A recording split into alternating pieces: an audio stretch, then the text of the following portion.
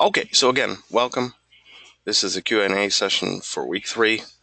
Um, we have pretty good turnout here so far. So how are things going? I know things are hectic. We had the hurricane. We had the university closed for 4 days, literally closed. Okay, so nothing could be due. Nothing could be handed in. We had to extend a bunch of deadlines, which is great in a way, right? Because it's awesome to know that you have an essay that's due on Thursday instead of Sunday. But yeah, it makes things a bit crazy. You can see my screen. This is the instructor's view of things, though it's pretty similar to what you see on your end as well. Um, I'm just waiting a little bit on the smart book and the LSA modules. I think I sent an announcement about this that I typically don't record grades until Tuesday or Wednesday of the following week anyway. This just gives people a little bit of extra time. So I sent an announcement about this, that if you're in panic because it's Sunday and you haven't done it yet, you usually have 2 more days to get it done. Yeah, I do that on purpose. So yeah, I do have to record some grades here. But yeah, this week's a little bit busy. Okay, so there was actually that's week 2. Excuse me. Um, there was the checkpoint. The worksheet. Everybody got a grade on that. The checkpoint, which was due last night, so I'm going to be grading those today, and then of course the essays due on Thursday. So tomorrow by midnight. So yeah, everything's been extended, but everything's also been bunched together, which means yeah, it's a little bit challenging for me to get through all of it. Um, it means you don't get as much time to get the feedback, think about it, and then sit down, draft. But hopefully, people are keeping up with things. I hope. I hope everybody found the feedback useful on the worksheets. I spent, I think, considerable time with each person speaking about their ad, giving general advice. So the ad analysis is due Thursday. Are people feeling okay about this? Do people feel that they were okay with your chosen ad and what you could possibly write about? I think I told most people that as long as you're focusing on what the ad is doing and how it's doing it, you're probably going to be in pretty decent shape. What we don't want to see is, just summarizing, retelling, generally describing the ad, because people can see the ad.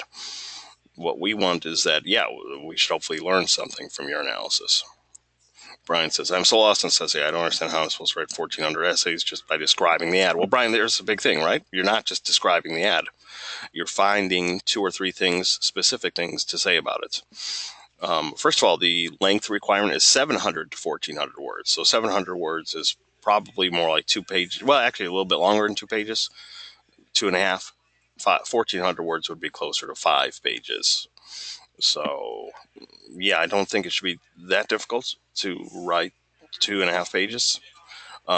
Remember, and I think I gave most people this advice, is that you're going to have an introduction paragraph. Okay, the introduction kind of sets the table. It sets the scene. It's a more general paragraph.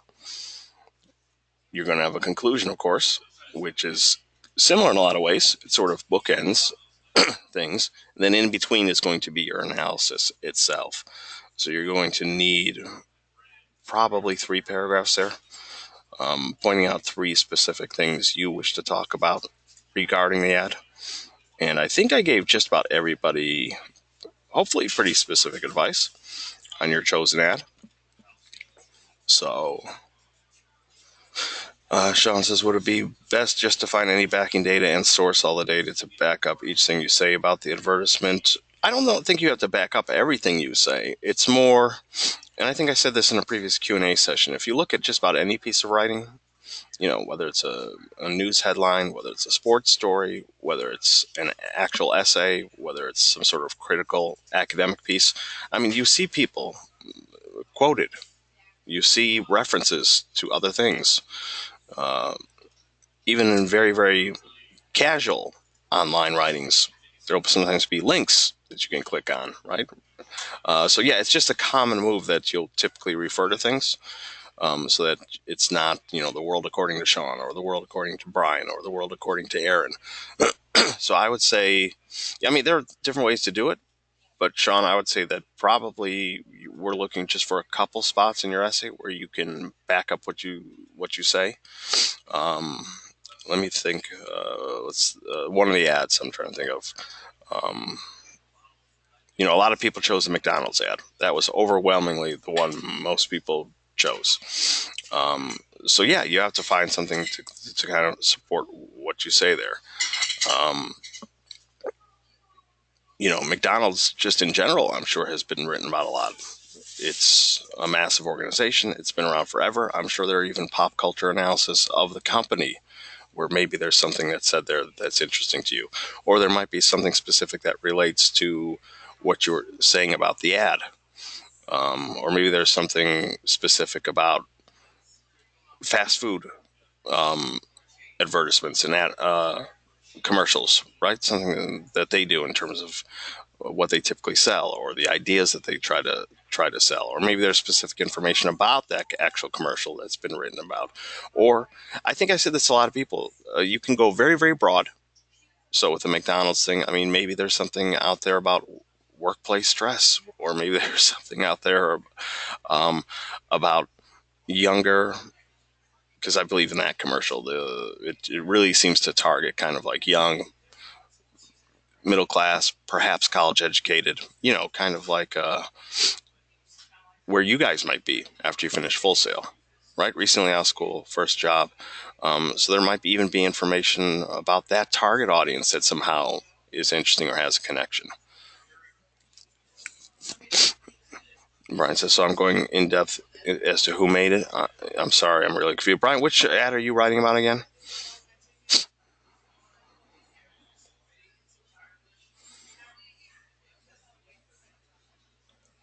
Let me see if I can bring up the different ads. I'm waiting to hear back from Ryan. He's doing the Altoids ad. Okay. Then, Brian, I probably actually, for the Altoids people, I actually gave a lot of specific advice because that's the one I would choose to write about. So, no, Brian, you're not doing like research into who made it or anything. I mean, you could find out that information if it helps your analysis. But no, your task is to look at this ad and explain what's going on and why. So, I've already given tips, both in my feedback and in these sessions, about what I would concentrate on. Like maybe I'd have a paragraph that talks about just the image itself. Why is it in black and white? Why does it look kind of timeless or classic? Right? This kid could be from now, 2016, or he could be from 1945. So why has this been done? Black and white, timeless. What is this ad trying to achieve with this image? Okay, that gets us down the road of analysis, looking at specific parts of the ad and asking, okay, so why has this been done? Why has this choice been made? Okay, okay. Um, and I've talked in previous sessions about how for me, I can see definitely like nostalgia is working pretty powerfully here. Okay, that might explain the black and white quality, the timeless look. Um,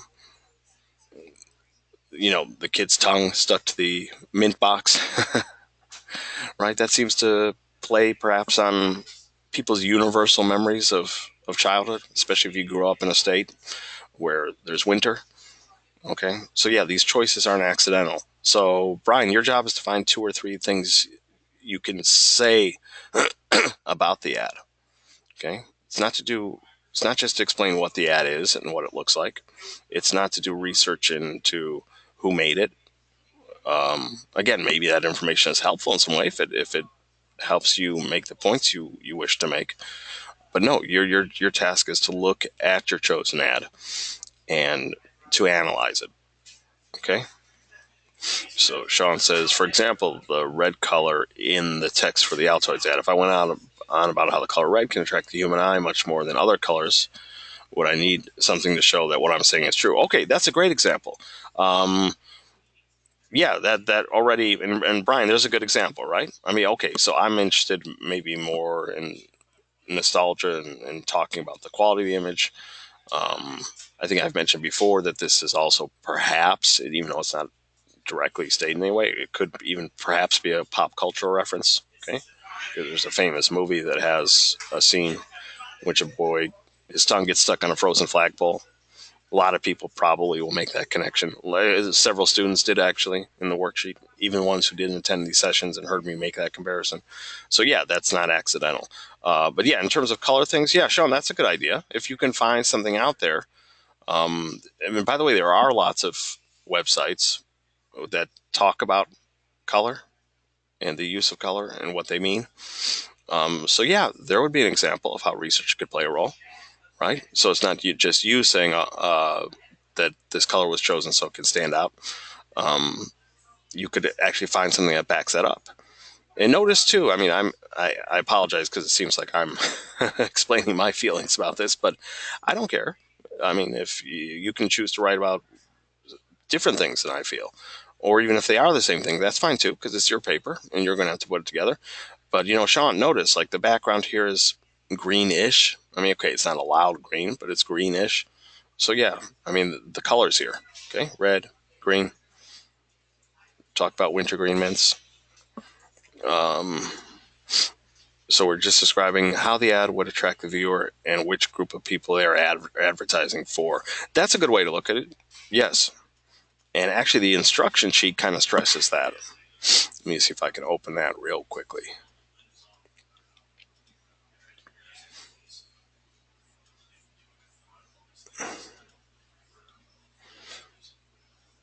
Yeah, on the second page, so this part here, especially. Okay. So if you haven't read this, it might be a good idea.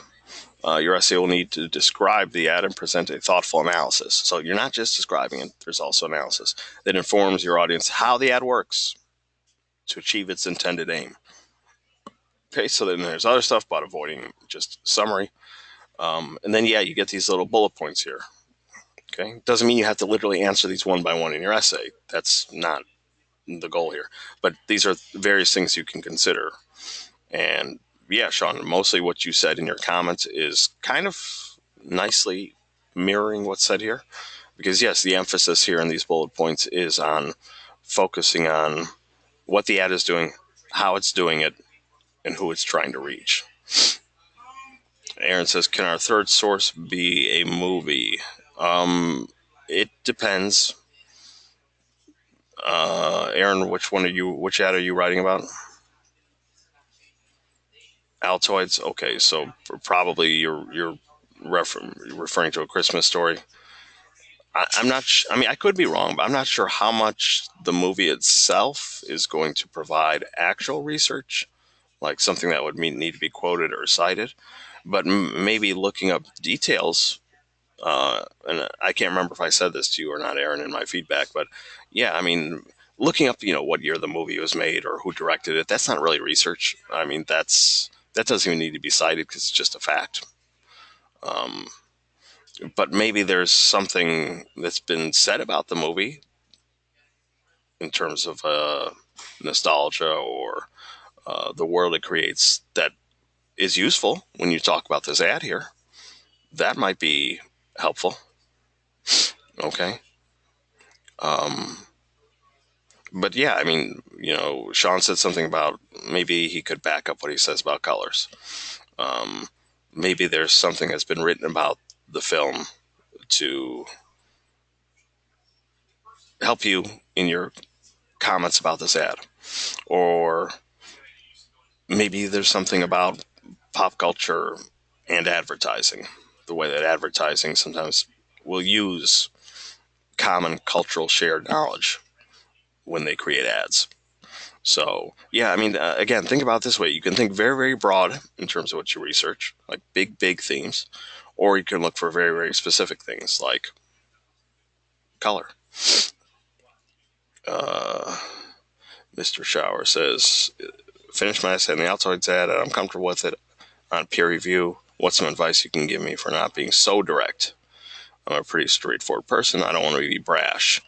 Um, okay, yeah, that's a good question. I mean, I think straightforward is fine. I actually like that. I think that's good. Just be aware.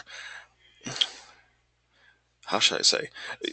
Your words. There's only gonna be your words. Okay. You don't have tone of voice. You don't have smile. You don't have other things that can soften your words. So just be hyper aware of how you say them. Um, and I think the prompts are I think they're general enough and ask for like what could be improved, what's working well, or at least objective, like what do you see working in the essay. That I don't think it should be just a diving into criticism. But I think if you keep yourself even just neutral and straightforward is fine. Um, that's okay. Actually, I mean, I prefer straightforward and direct feedback because if not, then you're not really helping as much as possible. Um, because if we just kind of sugarcoat things or not give any direct criticism, then we're not really doing our job in terms of peer review. Speaking of peer review, okay, so everybody will have their essay to submitted to turnitin.com, okay, by tomorrow at midnight. I had to make some adjustments in the peer review, actually, and I'm a little bit nervous because I'm not sure if it disturbed anything. I don't think anybody had started it. One person had, and Mr. Showers says, that's you. You might have to take a look because I hope I didn't destroy what you had started work on. But yeah, there was one question that needed to be completely changed because it was a carryover from last month and it was a completely different assignment. So that question doesn't really make much sense. But I hope it didn't. Let me know, okay? I've kind of fixed things, but I hope it doesn't hurt those people who have already submitted their essay in terms of getting essays distributed to them. So yeah, if you can let me know. Yeah, Mr. Showers, if you can, when you get a chance today or tomorrow, check turnitin.com and see if two papers have been distributed to you. That's my concern right now. Okay, other people? I mean, Brian, are you getting the hang of this or are you still utterly confused? If you're utterly confused, my advice would be to, communicate with me. You can send me messages. We can even schedule time to talk one-on-one. Be sure that you read my feedback that I wrote in response to your worksheet, because especially for this one, I mean, I write different feedback for everyone, of course, but there are some elements that, of course, I get tired of typing the same thing over and over again, so I carry it over. So yeah, everybody for the Altoids ad got kind of my sample outline of what I would discuss if I were writing this paper. And that was to give people an idea of the sorts of things you could write about. Brian says, I've tried contacting you multiple times about questions I've had. Oh, I'm sorry. I don't. Have you been leaving comments? Because, I mean, this is still on me. I'm not trying to pass the buck here or something, but direct messages I see immediately because it lights up my little envelope here. Emailed or send me a message through FSO? Both. Okay, I respond to every single message I get, so.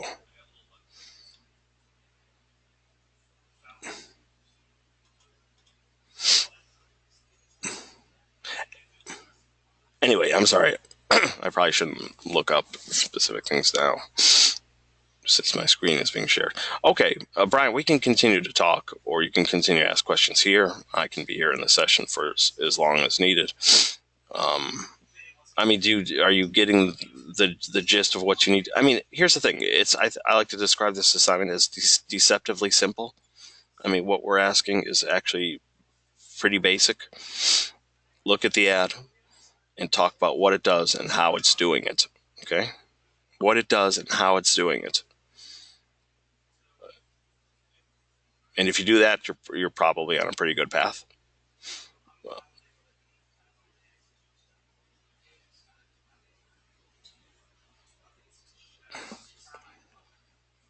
Other questions?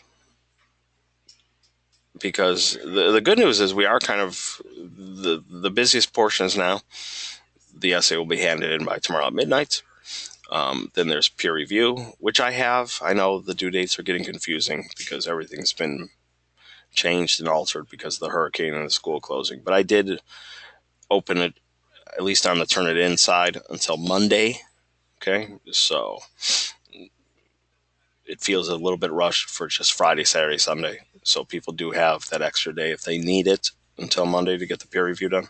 But then things start slowing down because after that, it's mostly the sorts of hopefully short and quick activities that you usually keep up with, the smart book stuff, the LSA modules, and the same thing in week 4. It's mostly that extra stuff.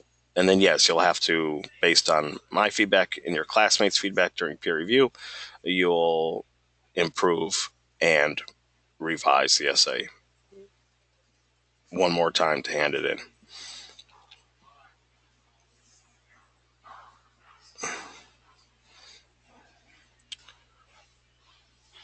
Okay, any other questions? Maybe about the essay itself, or maybe you have questions about the writing of it, or how it should be put together, or peer review, or anything regarding the class as a whole.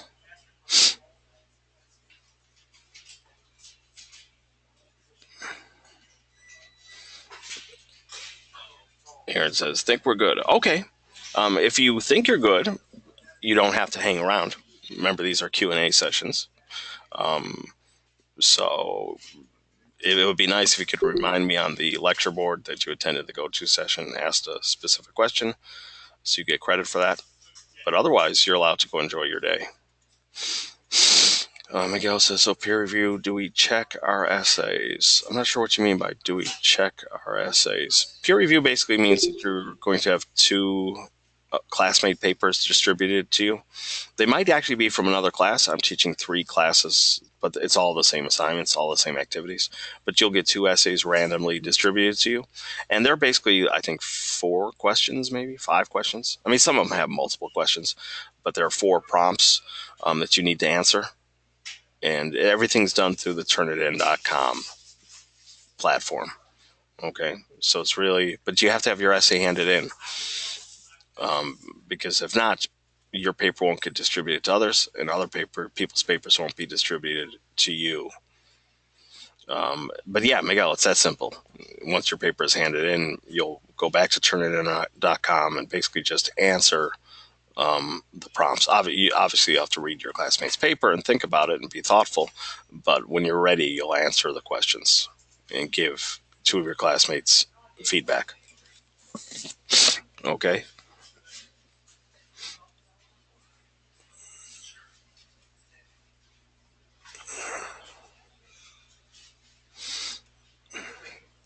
I'm going to go ahead and stop the recording, but I'm going to hang out and still continue to answer questions.